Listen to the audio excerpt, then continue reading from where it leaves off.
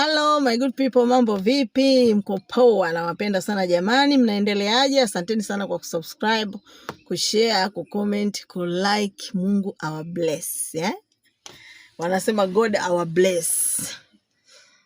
Nipo hapa kujibu baadhi ya maswali ya watu, si kama nitayakumbuka yote. Kwanza watu wananitumia sana message, naomba niunge kwenye grupu, niunge kwenye grupu. Jamani, kujiunga kwenye grupu kuna utaratibu. Unatuma shilingi 15,000 kwenye hiyo namba ya Voda hiyo. Unatuma shilingi 15,000, alafu ukishatuma 15,000 tunakuunga kwenye group moja kwa moja. Sawa? Na ndio maana huwa anasema kwamba piga simu ili tukupe maelekezo.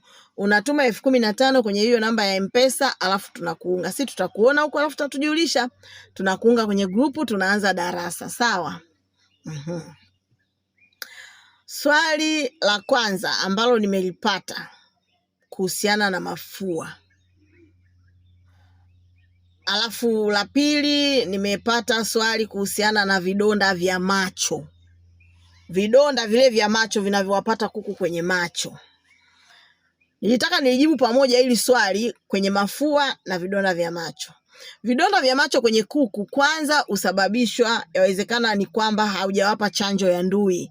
Hasa kuku wa kienyeji. Wafugaji wengi wa kuku wa kienyeji huwa hawazingatii sana chanjo. Kuku hao wakikosa chanjo ya ndui, na chanjo ya ndui inabidi wapate ndani ya ule mwezi waliozaliwa.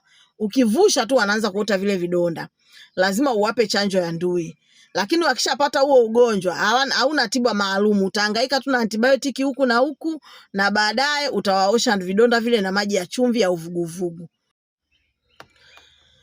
Nimesema kwamba unawatibu na maji ya chumvi ya uvuguvugu. Unawatibu kila siku, unawaosha, alafu unawapa antibiotic yoyote ile ambayo unaweza ukaitumia. Kama labda unaweza kutumia Neuraceq, unaweza kutumia Trimafam, unaweza kutumia OTC, zinasaidia. Lakini hakuna dawa specific. Ukumbuke ndui husababishwa na kirusi. Kwa hiyo ugonjwa huu wakipata wengi wanakufa, wanaopona ni wachache. So jitahidi kuwatibu, kuwapa chanjo ya ndui kwa wakati. Na chanjo ya ndui unawapa ndani ya mwezi ule wamezaliwa, usikae muda mrefu. Kama ni Saso, unawapa wiki ya kwanza Newcastle, Gombolo wiki ya pili, Newcastle wiki ya tatu, Gombolo wiki ya 4. Ukimaliza tu Gombolo siku 2-3 za mbele, unawapa ndui. Unaponunua chanjo ya ndui, hakikisha umeikagua hiyo chanjo kama ni kweli iko sawa au ime-expire. Maduka mengi wanatuuzia dawa zilizo expire, na hivi ufanisi wake kwa kutibu kuku unakuwa haupo. Aya, vidonda vile vya macho pia kuku wako kama wanaumwa mafua makali, ile infectious coryza yakizidi, macho yanajaa madudu meupe kama ugali hivi, ile nayo ikizidi inawasababishia kuku vidonda.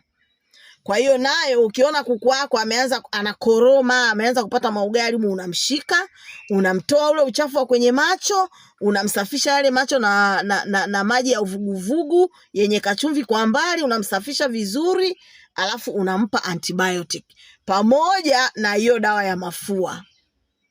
Tunaelewana hapo? Kama kuku wako anakoroma, ana mafua makali, alafu amefikia hatua maugali yamejaa kwenye macho, unamshika yule kuku, unamtoa yale maugali, unamsafisha na maji ya uvuguvugu.